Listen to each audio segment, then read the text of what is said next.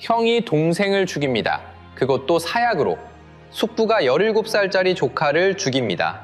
1457년 음력 10월 조선 땅에서 벌어진 일입니다. 경상도 안동에서 32살의 왕자가 독이 든 잔을 받아들었고 며칠 뒤 소백산 너머 강원도 영월에서는 소년 하나가 숨을 거뒀습니다. 이 두 사람의 유배지 사이의 거리는 겨우 50km. 걸어서 하루면 갈 수 있는 거리였는데 끝내 다시 만나지 못했습니다. 사약을 받은 왕자의 이름은 이유, 금성대군. 숨을 거둔 소년의 이름은 이호미, 단종. 그리고 이 두 사람을 동시에 죽인 자의 이름은 이유의 친형이자 이홍위의 친숙부, 세조 수양대군이었습니다. 같은 아버지의 피를 나눈 사람들끼리 왜 이 지경까지 갔던 걸까요? 그리고 죽을 줄 뻔히 알면서도 왜 금성대군은 끝까지 멈추지 않았던 걸까요? 여러분, 올해 영화 왕과 사는 남자 보셨습니까? 개봉 31일 만에 1000만, 3월에 1300만을 넘기면서 역대 사극 흥행 2위까지 올라간 그 영화 말입니다. 전국의 극장에서 사람들이 펑펑 울었죠. 영월 청룡포에는 관광객이 몰렸고 단종 무덤인 장릉에는 지도 외부로 응원 댓글을 남기는 사람들까지 나타났습니다. 그런데 말이죠. 그 영화에서 이준혁 배우가 연기한 인물, 단종을 되살리려고 군사까지 일으킨 숙부, 금성대군. 이 사람의 실제 이야기를 아는 분은 의외로 많지 않습니다. 영화는 영화고 실제 역사는 영화보다 훨씬 더 잔인했거든요. 지금부터 그 이야기를 해보겠습니다. 구독, 좋아요. 금성대군 이유는 1426년에 태어났습니다. 아버지는 세종대왕, 어머니는 소헌왕후. 조선 역사상 가장 위대한 왕의 6째 아들이었습니다. 그런데 이 집안의 형제 관계를 보면 진짜 소름이 돋거든요. 맏형이 문종입니다. 나중에 왕이 뵀다가 2년 만에 병으로 죽죠. 둘째 형이 수양대군입니다. 나중에 쿠데타를 일으켜 조카의 왕위를 빼앗는 인물이죠. 셋째 형이 안평대군인데 이 사람은 글씨와 그림으로 유명했지만 수양대군에게 제거당해 죽습니다. 다섯째 형 광평대군은 20살도 안 돼서 천연두로 죽었고요. 같은 어머니 배에서 나온 6 형제 중에 권력에 의해 목숨을 잃은 사람이 둘입니다. 안평대군과 금성대군. 이 둘의 공통점이 뭔지 아십니까? 수양대군에게 맞선 사람들이었습니다. 반대로 수양대군 편에 선 이명대군은 형제들 중 가장 오래 살았고요. 그리고 금성대군은 그 비극의 한가운데 있던 사람이었습니다. 어린 시절부터 돌아가 봐야 합니다. 세종은 엄청난 교육열을 가진 아버지였거든요. 아들들이 왕족이라고 놀고 먹는 걸 절대 용납하지 않았습니다. 금성대군은 10살 무렵에 형 광평대군과 함께 성균관에 들어갑니다. 성균관이 어딥니까? 조선 최고의 교육기관이죠. 전국에서 가장 머리 좋은 인재들이 모여서 논어, 맹자, 대학, 중용을 읽고 문장을 짓고 나라를 다스리는 법을 배우는 곳이었습니다. 왕자가 거기 간다는 건 보통 일이 아니에요. 같은 공간에서 같은 책을 읽고 같은 시험을 치르면서 충이 뭔지, 효가 뭔지, 명분과 도리가 뭔지를 뼛속까지 새긴 겁니다. 이게 나중에 중요해집니다. 금성대군이 목숨을 걸면서까지 단종을 지키려 한 이유, 그 뿌리가 바로 여기에 있었거든요. 그런데 금성대군의 외가 이야기를 들으면 이 사람이 얼마나 일찍부터 권력의 잔인함을 배웠는지 알 수 있습니다. 외할아버지 시모는 세종의 장인이었는데 세종이 왕위에 오른 직후 상왕 태종의 외척 숙청에 걸려들었거든요. 사절단으로 명나라에 다녀오는 사이에 동생이 태종의 병권 장악을 비판한 것이 문제가 됐고 돌아오자마자 체포되어 사약을 받았습니다. 금성대군은 권력이 가족도 삼킨다는 걸 어릴 때부터 아는 집안에서 자랐어요. 어머니 소헌왕후도 1446년 금성대군이 20살 무렵에 세상을 떠납니다. 1440년에는 금성대군 본인이 천연두에 걸려 죽을 뻔합니다. 세종이 내의를 급파하고 영추문을 열어두고 수시로 병세를 확인했다는 기록이 남아있을 정도로 위중했습니다. 다행히 살았지만 가장 가까웠던 형 광평대군은 같은 병에 걸려 1444년에 죽습니다. 겨우 19이었어요. 같이 성균관 다니던 형을 자기가 이겨낸 바로 그 병으로 잃은 겁니다. 세종은 금성대군을 유독 신뢰했습니다. 증거가 있어요. 세종과 문종이 궁을 비울 때 어린 세손을 맡긴 곳이 금성대군의 집입니다. 그 세손이 나중에 단종이 됩니다. 나라의 미래를 맡길 만큼 믿은 아들이었던 거예요. 화포 제작 감독도 맡겼는데 당시 최첨단 군사 기술이었으니까 아무한테나 시킬 수 있는 일이 아니었거든요. 1450년 세종이 죽습니다. 32년간 나라의 기틀을 세운 위대한 왕이 떠났습니다. 금성대군에게 세종은 단지 아버지가 아니라 삶의 기준이었을 텐데 그 빈자리는 곧 왕실 전체의 공백이 됐습니다. 문종이 뒤를 이었지만 원래 몸이 약했고 국정의 부담까지 더해져 병이 깊어졌습니다. 그리고 1452년 문종마저 죽습니다. 재위 2년 4개월, 너무 짧았습니다. 이제 12살짜리 단종이 왕위에 올라야 하는데 이 아이를 한번 보세요. 태어나자마자 어머니 현덕왕후를 잃었고 아버지마저 일찍 떠났고 할아버지도 이미 이 세상 사람이 아닙니다. 혼자입니다. 김종서, 황보인 같은 원로 대신들이 보필한다고는 하지만 이 울타리가 얼마나 오래 갈까요? 답은 1년이었습니다. 1453년 10월 수양대군이 칼을 뽑습니다. 개유정난. 새벽에 병력을 동원해서 김종서를 습격했고 김종서는 그 자리에서 죽습니다. 황보인을 비롯한 대신들도 줄줄이 제거됐고 셋째 형 안평대군까지 유배 끝에 목숨을 잃습니다. 하루입니다. 단 하루 만에 단종을 지키던 모든 사람이 사라졌습니다. 금성대군은 함께 자랐던 형이 권력의 칼 아래 꺾여나가는 걸 눈앞에서 봐야 했습니다. 그리고 이 직후에 수양대군이 진짜 소름 끼치는 짓을 합니다. 금성대군과 동생들을 불러놓고요. 안평대군 측근이었던 이현로라는 사람을 잔혹하게 매질하는 장면을 직접 보여줍니다. 때리는 소리, 비명, 피, 그걸 다 보게 한 다음에 수양대군이 입을 엽니다. 이전노는 반드시 난을 일으킬 자이므로 내가 심히 염려한다. 너희들은 잘 알아라. 이게 경고입니까? 아닙니다. 협박입니다. 나를 거스르면 너희도 저렇게 된다는 걸 직접 보여준 거예요. 금성대군이 그 자리에서 뭘 느꼈을까요? 공포? 당연히 있었겠죠. 하지만 그것만은 아니었을 겁니다. 이제 가만히 있으면 조카가 죽는다는 걸 확실히 깨달은 순간이기도 했을 테니까요. 1455년 수양대군은 금성대군에게도 혐의를 씌웁니다. 왕족들끼리 모였다는 것, 단종이 금성대군 집에 드나들었다는 정황, 이런 것들을 근거로 삼았는데 솔직히 억지에 가까웠죠. 하지만 권력은 논리가 필요 없습니다. 힘이 곧 논리니까요. 금성대군은 유배됩니다. 상명으로, 다시 광주로, 점점 더 깊은 곳으로 밀려나죠. 같은 해 6월, 단종이 왕위를 넘기라는 압박을 받습니다. 15살짜리가 뭘 할 수 있었겠습니까? 양위라는 포장지로 감쌌지만 실상은 강탈이었습니다. 수양대군이 세조가 되는 순간이었죠. 유배지에서 이 소식을 들은 금성대군의 속이 어땠을까요? 형이 조카의 왕좌를 빼앗았습니다. 그것도 양이라는 연극까지 써가면서요. 1456년 역사가 한 번 더 움직입니다. 성삼문, 박팽년, 하위지, 유성원, 이계, 유음부 이 6사람이 단종 복위를 시도합니다. 명나라 사신 환영연회 자리에서 세조를 제거하겠다는 계획이었는데 거사 당일 칼이 뽑히지 않았습니다. 그리고 김질의 밀고로 전부 발각됐죠.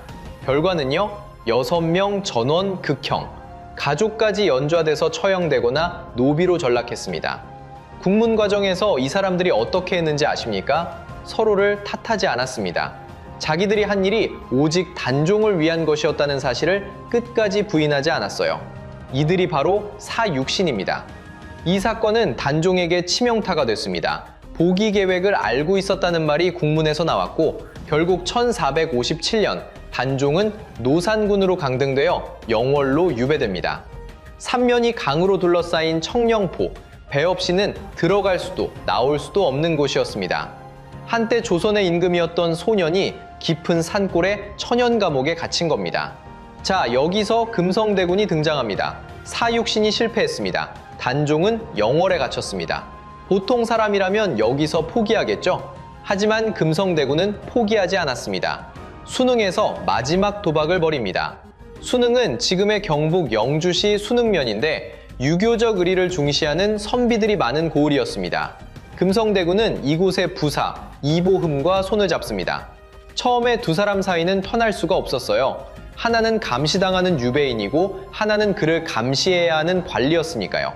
그런데 시간이 흐르면서 같은 뜻을 품게 됩니다. 이들의 계획은 사육신과 근본적으로 달랐습니다. 사육신은 궁중 내부에서 쿠데타를 시도한 거였지만 금성대군은 지방에서 의병을 일으켜 한양으로 진격하겠다는 무장봉기를 계획한 겁니다. 무사를 모으고 경상도의 사족들에게 경문을 돌렸습니다. 규모만 놓고 보면 사육신보다 훨씬 컸을 가능성이 높아요. 최종 목표는 하나였습니다. 영월에서 단종을 모셔와서 다시 왕위에 올리는 것. 형에게 빼앗긴 조카의 나라를 되찾겠다는 거였습니다. 하지만 이 계획은 시작도 하기 전에 무너집니다. 1457년 음력 6월 27일 수능의 관노 이동이라는 자가 한양까지 달려가서 고변을 올렸거든요. 금성대군에게 받았다는 명주띠를 증거로 냈고 물증이 있는 보고였기에 조정은 즉각 움직였습니다. 여기서 영화와 실제가 크게 다릅니다. 영화 왕과 사는 남자에서는 단종이 금성대군과 합류하려고 약속 장소로 향하지만 한명회가 이미 매복을 깔아놓은 함정이었고 그대로 붙잡히잖아요. 실제로도 거사가 실행되지 못한 건 마찬가지였지만 과정은 달랐습니다. 거사를 시작하기도 전에 밀고 한 방에 끝난 겁니다. 금성대군은 안동으로 압송됐고 실록에 따르면 세조는 오히려 고문을 심하게 하지 말라는 지시까지 내렸다고 합니다. 가을이 됩니다. 조정에서는 금성대군의 처분을 놓고 줄다리기가 벌어졌습니다. 신하들은 죽이라고 했고 세조는 버텼습니다. 실록에 이런 말이 남아있어요. 이보음처럼 소원한 사람도 용서를 받았는데 고륙의 친족을 어찌 용서하지 못하겠는가. 이유의 모욕은 궁박한 처지에서 나온 것인데 어찌 깊이 죄를 주겠는가. 형으로서 동생을 차마 죽이지 못하는 마음이었는지 아니면 정치적 계산이었는지 알 수 없습니다. 하지만 신하들의 압박은 거셌고 결국 10월 21일 최종 결정이 내려집니다. 사약을 내려 죽이라는 명령이었습니다. 여기서 민간에 전해지는 이야기가 하나 있습니다.